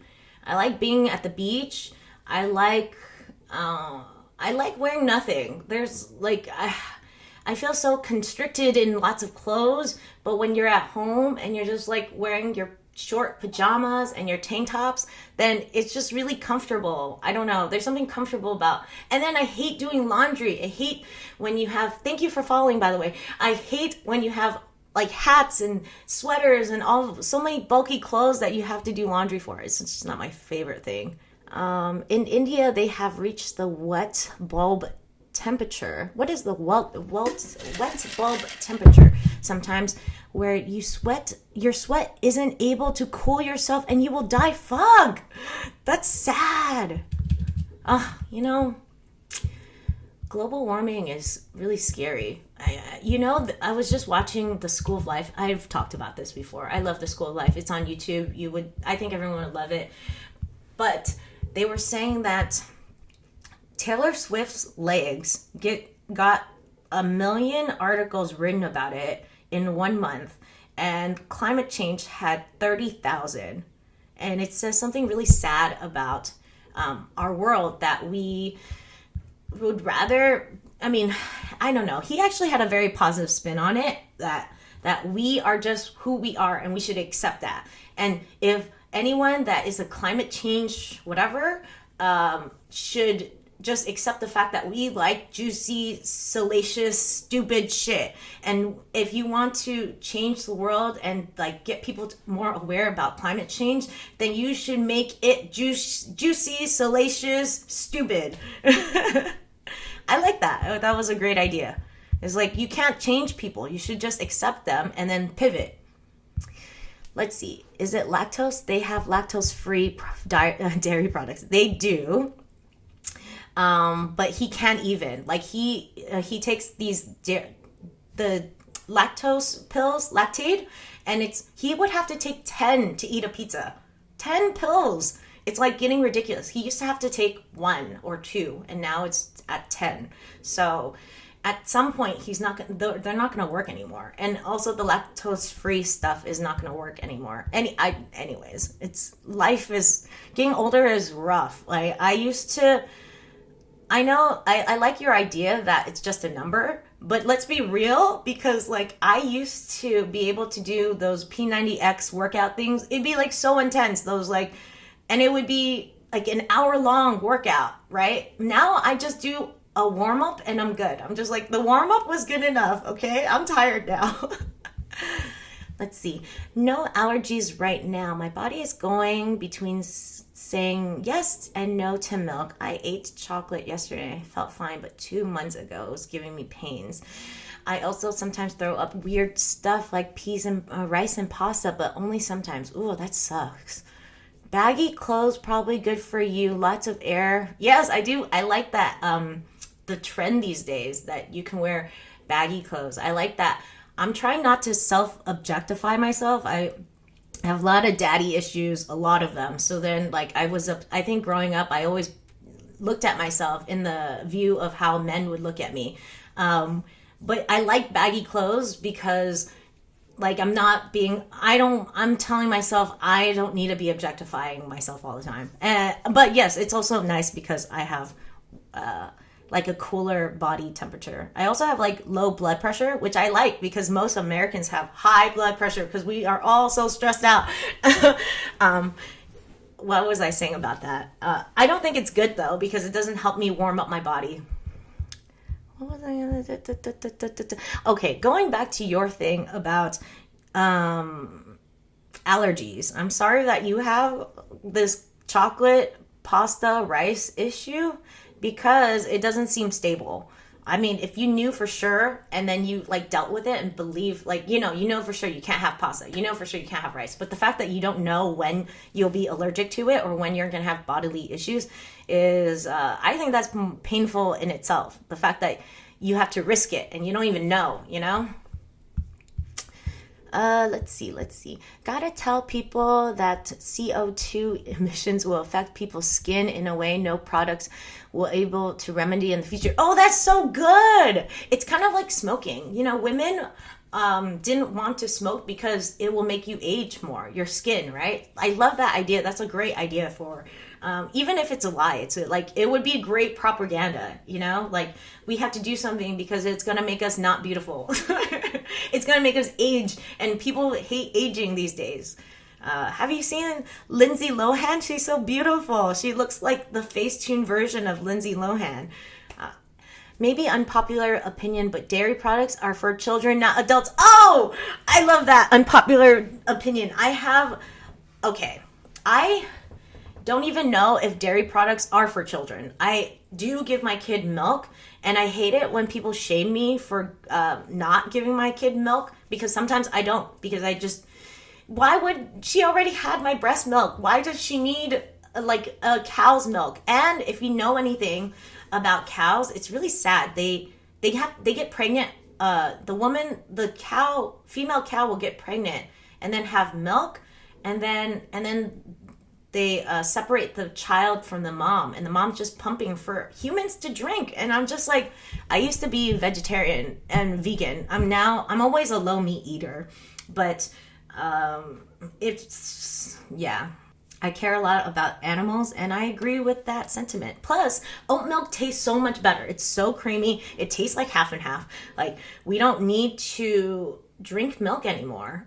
There's so many things. I love being a millennial. I love Zennials. I think we all are on the road to recovery. Like, we don't like diamonds. Who cares about fucking diamonds? First of all, it's very cheap to make. You know, they cost like 50 cents, and then we pay like thousands of dollars for this diamond, and they're not rare, and it's really bad. Like, blood diamonds are, you know, like child labor, etc. It's so stupid. So I like that direction we're in. We don't fucking care. The diamond industry is going down. Fuck them. And then, what else do we care about? Oh, milk. Yes, the milk industry. Fuck milk. It's bad for cows. CO2 is also the emission because of all the cows that we need to eat meat. We make so much meat products. We don't need that much meat, guys. I know some people just eat meat. They don't eat vegetables. They just eat meat. I'm just like, what is wrong with you? And what was the last thing that Zennials and Millennials are working on? I can't remember, but I love the direction. Oh, my neighbor is like a huge jockey, horse racer. Like, he's in the culture, and he was complaining about Millennials and Zennials not giving a fuck. And I like, don't tell him that I don't give a fuck, but and I don't tell him the controversies about horse racing, but I do not believe in horse racing. I wouldn't watch it if I wasn't trying to hang out with him and spend time with him and my daughter. And my daughter likes him a lot, so we just all hang out, whatever. It's not a big deal. But I know we watch horse racing, but I would tell my daughter later on in life, like, they fucking kill the horses when they do not, like, output. Like, they don't, it's just a stupid culture. It's not good for the animals, etc., etc., etc. And I appreciate that Millennials and Zennials try to have a conscience, you know? We try to be good enough. It's hard, though. I also think we also go too far on the other side, where we're trying so hard that we feel bad that we fuck up. We feel bad when we have trash. We feel bad when we have plastic. We feel bad when we eat meat. I feel like there has to be some kind of balance. We can't be, it's not all our fault. We're putting, companies put it on us to fix the world, and it's our fault as the consumer. But I'm just like, how is it our fault? We need these products, and it's like your fault for not fucking, like, they just don't want any responsibility for the shit they've done to our world. Yes, I think we should all try our best, but we also shouldn't, like we're not the demons. The general public is not the demons. Oh, sorry. Let's see. Milk binds really well with a lot of other things, and when you heat it up, you can do a lot of interesting things with it. Depends on what effect you're going for without having to mix different other stuff to get the same effect. Creativity to make unique dishes is part of the human experience. Yeah, we kill the horses when they break their ankles. Found that weird. Yep. again, I'm not saying milk is necessarily bad, but I'm sure we are so smart as humans. We could find another way to make milk. They're finding other ways to make meat. So I'm just saying that I'm not saying that milk isn't bad. There's milk in everything. It's hard to, but I'm also saying I don't believe we are ethical to the animals. I don't think we're ethical to workers, human workers. So why would I think we would be ethical to animals? But I think we should. Vegan cheese is horrible. I agree with that. Hey, they have this fake meat product. I don't remember what it's called, but Impossible meat. It's hella good. It doesn't taste exactly like meat, but it tastes pretty decent. But yeah, vegan cheese is shitty. I would actually say PETA has done a lot to make veganism go backwards. I think we can't just shame people into moving. I have to leave in like 10 minutes, so I'll just say this real quick. We cannot shame people. It's not a very effective way to move people. Social justice warriors on the left. Vegans, what else is there? Christians, who else is righteous? And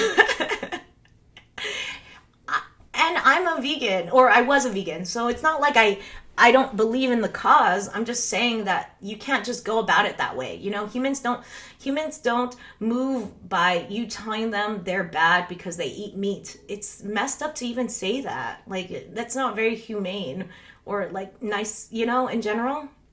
I think we should all try because we care about animals.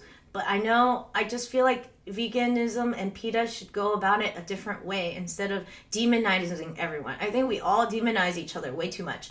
I actually don't know if I believe in cancel culture. Some of it is okay, like Harvey Weinstein, but some of it's like, we can't cancel everybody and everyone's gonna fuck up. I mean, in the 90s, I'm sure I said some racist shit. Like, as a human being, we just fuck up, And you can't just be canceled all the time. It's a really scary culture to live in, I feel. I mean, everyone's on their tippy toes, and we're just human. I feel like there's no grace. Yeah. I think if you apply too much pressure, people get sick of the movement. Like, we agree with the cause, but you can do it too much and be too assertive. Agreed. Yes. I think everyone kind of agrees with the cause. I don't know if that's necessarily true. I think because we have processed meat so much that you don't know it comes from a cow. You don't know, like, you don't think about that it comes from an animal. That I think in some ways we should go back to the Native American way and believe that you should feel some pain about that meat dying, and not that you have to feel guilty or that you should feel shame about eating that meat, because Native Americans still did, but you should feel some kind of pain so that you can feel grateful that this thing gave up its life so that you can live. Not that, again, it's not a bad thing, because like, we all eat meat. Lions eat meat. Cats eat meat. They can't. Some people, this is funny, there was a story about a cat, a guy who was trying to make his cat vegan, and then that cat went blind. So it's not like, there's something about the ecosystem that you're supposed to be eating meat sometimes, and then eventually when you die, they eat you too. It's like a cycle. It's fine. But I think you have to acknowledge that this thing did die for you. And instead of feeling bad about it, being thankful for it, being conscientious, like making sure you use it properly, making sure you use the whole animal, making sure they die in a very like humane way. That's idealistic, though. I think it's too idealistic. I don't know about how to convince people to be vegan. Actually, this is a funny thing. It's the same thing with what we were saying about global warming, that Ariana Grande was huge on veganism. And she was really, I think she's still big on it. I can't tell for sure. But like, because she was so thin and she was famous and everyone wanted to be as thin as she was, veganism got ticked up, like people really wanted to be vegan after. That's how you should sell people.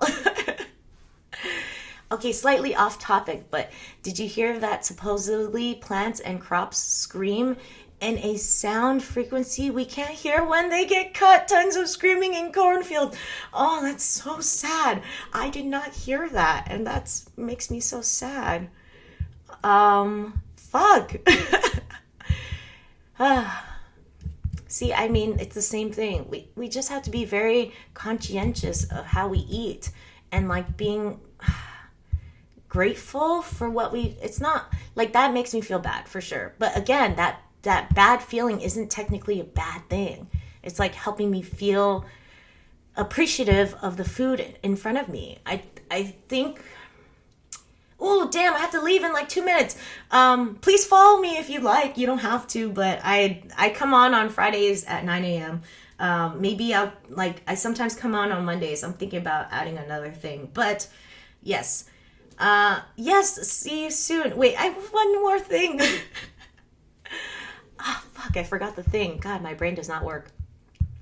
Oh, I was going to say, I know we were talking about religion and how we all hate religion. I agree. We all hate religion. Religion can be horrible. And saying grace is a beautiful thing. Saying grace is a beautiful thing. In Japan, they say ikidakimasu, which is thank you for the food. And I think instead of like feeling so bad, like these animals are, yeah, they're dying for us, you know, like we should be grateful every day for the life we live, be grateful for the food we have in our plate, like be appreciative and actually be like enjoy it, and like, but not, you know, you don't have to feel so bad, but you also need to be conscientious of how your life. Oh man, this goes back to like you being born, you feeling guilty for your birth, you feel guilty for eating food, and then someone has to die for that, but then eventually you will also die and someone will eat you, hopefully. I would hope. I mean, you don't have to. That's not the that's kind of a way I would like to go.